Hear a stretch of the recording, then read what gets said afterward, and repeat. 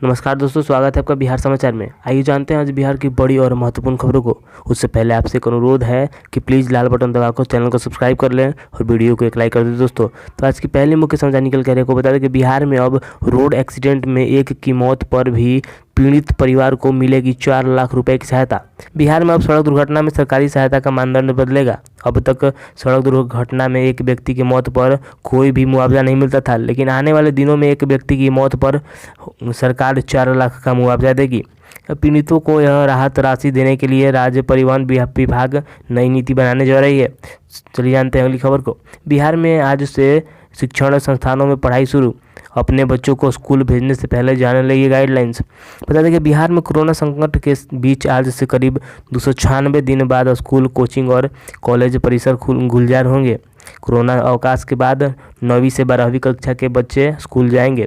College और coaching campus में भी चहल पहल शुरू होगी। गौरतलब है कि 14 मार्च से स्कूल बंद है। अभी 50% बच्चों को ही एक दिन में बुलाया जाना है। बच्चों, शिक्षकों और कर्मचारियों को कोरोना सुरक्षा मानकों का पालन करना अनिवार्य कर दिया गया है। सोमवार से हर दिन नियमित कक्षाएं चलेंगी। कोचिंग, स्कूल और कॉलेजों में तैयारी पूरी कर ली गई है। सुबह 8:30 बजे से स्कूल खुलेंगे। ज़्यादातर स्कूल 5 से 6 घंटे चलेंगे। स्कूलों में न तो असेंबली होगी और न ही प्रार्थना और ना ही कोई खेल का पीरियड होगा। चलिए जानते हैं अगली खबर को। बिहार में कोरोना वैक्सीनेशन की तैयारी। एक दिन में एक बूथ पर 100 लोगों को ही लगेगा कोरोना का टीका। बिहार में एक दिन में एक बूथ पर 100 लोगों को कोरोना का टीका दिया जा सकेगा। बिहार में कोरोना के खिलाफ जंग में टीकाकरण की तैयारी शुरू हो गई है और उसका ड्राई रन यानी कि पूर्वाभ्यास भी हो चुका है। स्वास्थ्य विभाग के आधिकारिक सूत्रों के अनुसार पूर्वाभ्यास के वक्त रियल टाइम मॉनिटरिंग के दौरान पाया गया कि एक व्यक्ति को कोरोना टीका लगाने में 5 मिनट का समय लग रहा है। ऐसे में 100 लोगों को टीका देने में 8.5 घंटा लगेगा। ऐसे में एक दिन में एक बूथ पर 100 लोगों को ही पूरे एहतियात के तहत कोरोना का टीका लगाया जाएगा। चलिए जानते हैं अगले मुख्य समाचार को। पीएम किसान सम्मान निधि की किस्त में खाते में नहीं आई पैसा, तो कहीं आपने भी तो ये गलती नहीं की है। बता दें कि पीएम किसान सम्मान निधि स्कीम की 7वीं किस्त जारी हो चुकी है।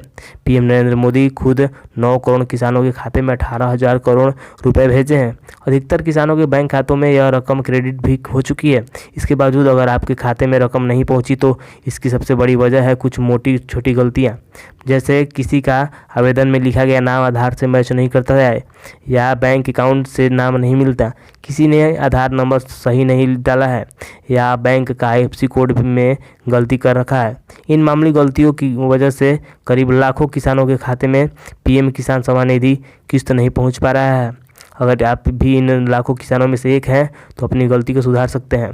अपने नज़दीकी रिटेलर के पास जाकर इस सारी गलतियों को सुधार सकते हैं। चलिए जानते हैं अगले मुख्य समाचार को। रिकॉर्ड महंगाई पर सरसों का तेल बिक रहा 160 रुपये लीटर। बता दें कि लगन खत्म होने के बाद खरमास में खाद्य तेलों में गिरावट की उम्मीद के उलट पुलट इस बार कीमत रिकॉर्ड ऊंचाई पर पहुंची है। कोल्हू वाला सरसों का तेल 1 लीटर 160 रुपये प्रति लीटर तक पहुंच गया है। सरसों की कीमतों में भी रिकॉर्ड स्तर पर है। सोयाबीन, मूंगफली, ब्राउन से लेकर सूर्यमुखी के तेल की कीमतों में भी काफ़ी उछाल आया है। चलिए जानते हैं अगली खबर को।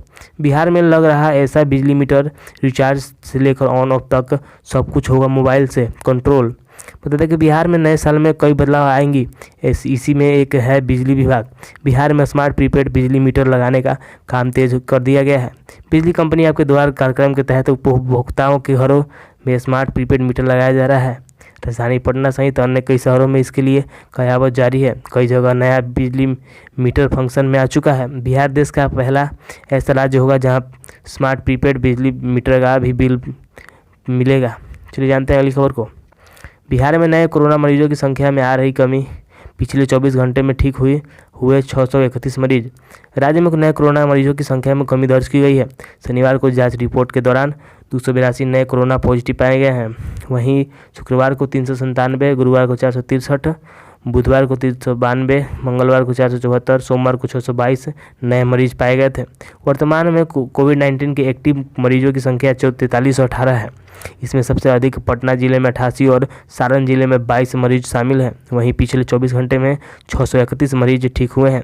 चलिए जानते हैं अगली खबर को। बिहार में अभी 48 घंटे छाए रहेंगे बादल, हल्की हल्की बूंदाबूंदी की संभावना।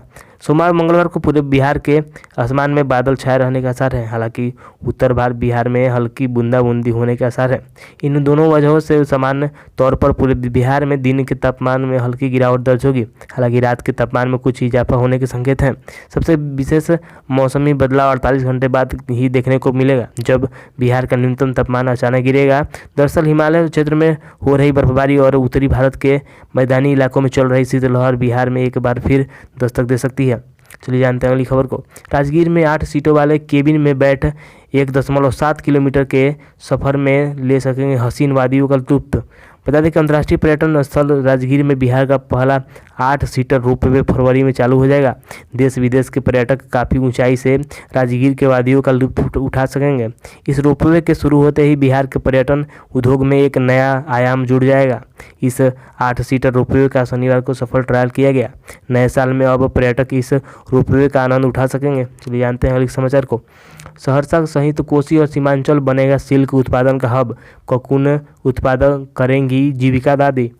बिहार के सहरसा जिले की महिलाएं कोकून उपजाकर आमदनी का नया जरिया ईजाद करेंगी। इसमें उनका सहारा जीविका मनरेगा और उद्योग विभाग बनेगा। कोकून के से धागा तैयार करने के लिए सिल्क सिटी भागलपुर भेजा जाएगा। धागा से सिल्क की साड़ी, सलवार सूट, दुपट्टा, शॉल जैसे कपड़े बनाए जाएंगे। कोकून उत्पादन के लिए मलबरी की खेती करने को किसान से जुड़ी 918 जीविका दीदियों का चयन कर लिया गया है। चलिए जानते हैं अगली खबर को। बिहार में अब ट्रेनिंग के दौरान पुलिसकर्मियों की नहीं लगेगी ड्यूटी। मुख्यालय ने जारी किया आदेश। बता दें कि बिहार में अब ट्रेनिंग के दौरान पुलिस अधिकारियों और जवानों की ड्यूटी अब नहीं लगेगी। विधि व्यवस्था से जुड़ा कार्य हो या किसी दूसरे काम में भी उन्हें नहीं लगाया जाएगा।